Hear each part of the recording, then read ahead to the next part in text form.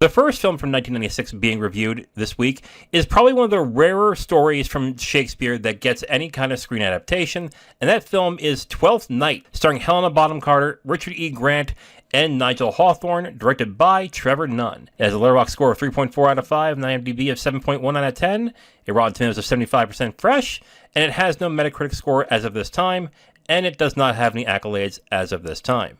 So I didn't know what I was walking into when I watched Twelfth Night. I know this was about a woman who disguised herself as a man. That's as far as I went when it came to knowing about this film. And I got to be honest, I quite like the film. It's actually very funny and very charming in a lot of ways. There's some very funny characters, very funny situations, and I just found it very likable and charming. There's three performances I want to point out, which is Helena Bonham Carter, Mel Smith, and Ben Kingsley. Helena Bonham Carter plays, I guess she is the main actress in the film, or the lead in the film. I'm not entirely sure. I would think it would be Imogen Stubbs, but it seems more like there's more of a concentration on Carter than there is Stubbs in the film. Her role is a widowed lady who then falls in love with Imogen Stubbs' character, thinking she's a man, while the person that she's in love with is in love with the lady. It's kind of complicated, but it's actually kind of funny. But her performance is very good. I liked Mel Smith a lot in this film. I think he played Toby, I think the name of the character was.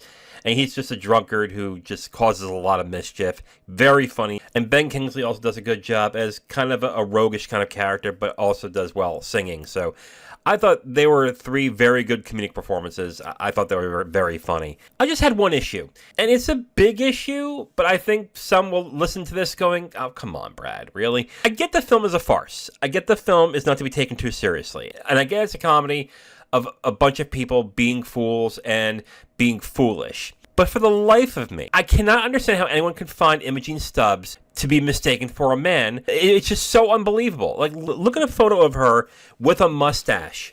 And if you can find a full photo of her in uniform, like from top to bottom, she can't even fit the uniform. Like, it's ridiculous. She can not only fit the uniform, it is so clearly a woman. And she's not even disguising her voice. Barely disguising her voice in this film. I was watching the film and her acting like a man, and guys and everyone going, oh yeah, that's a man. I would be looking, goes, come on, you're not seeing what I'm seeing here? Like, this is clearly not a guy. I'm going to be charitable here. I think like Imogen Stubbs is maybe like 100 pounds in the film. Like, literally 100 pounds. No muscle, very skinny, very lithe. And I'm looking at this going, there's no possible way anybody would have mistaken this for a man.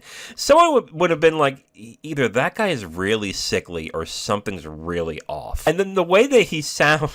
the way that she sounds is like, I know it's a farce, I know it's a comedy, you're not supposed to take it too seriously, but it's just so distracting. When Helena Bonham Carter's character was falling in love with him/her, I'm like, I just can't.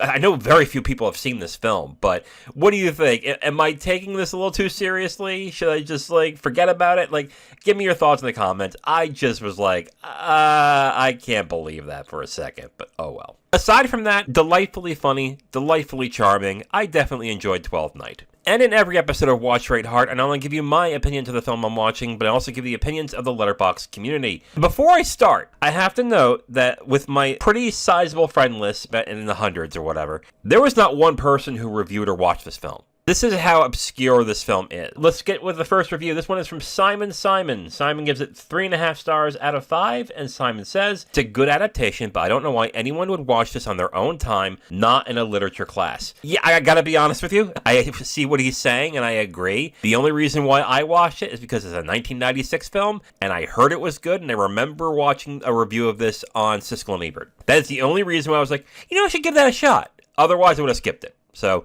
yeah, I know exactly what he's saying. This next review is from Adam. Adam gives it 3.5 stars out of 5, and Adam says, how is this so gay and so straight at the same time? I get often asked that question too. This next review is from Bitterweeb22. Bitterweeb gives it 3.5 stars out of 5, and Bitterweeb says, ah yes, the only gender binary, to have a mustache or not have a mustache. That's exactly the point. Because really the only disguise that this lady had was a mustache. I'm like, This is ridiculous. But again, that might be the comedy, that might be the point, but I just found it so distracting. It's like, how can any of you be fooled by this?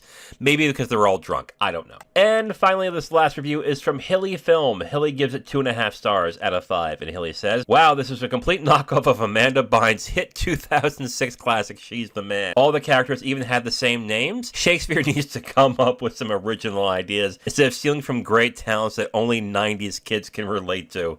Actually, wasn't this a ripoff of Just One of the Boys, that one film from the 80s, where I always remember this scene in the film, where the girl is disguising herself as a guy, and she comes up with an idea of putting a sock in her pants, and her brother goes, huh, that's a good idea. I was like, that is not a bad idea. That's like the only thing I remember at the film. I don't think I've ever seen it all the way through, but I remember that scene very clearly. So I was like, yeah, that's actually not a bad idea. So in review, I found Twelfth Night delightfully funny and charming. I thought Helen Bonham Carter, Mel Smith, and Ben Kingsley give great comedic performances. But I gotta be honest, even though it is a farce, I really found it distracting that everyone believed that Imogen Stubbs was a man. But again, that might be me, and that might just be part of the comedy that I miss. So let me know in the comments. I'm going to give Twelfth Night 3.5 stars out of 5. I enjoyed this. This was funny, and it was fun as well.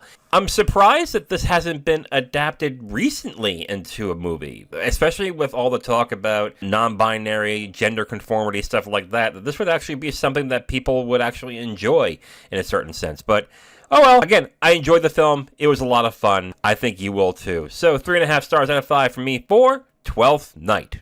If you liked any of the reviewers I've highlighted in this episode, you can check out the description for a link to their Letterboxd profile. Be sure to give them a follow and let them know that Brad from Watch Rate Heart sent you. You can follow me on Letterboxd and X at Watch Rate Heart. Please like and subscribe if you enjoyed it and share with your friends. I'm Brad from Watch Rate Heart. Thank you for watching, and remember, we all watch and rate movies, but you give them the heart that makes them live forever.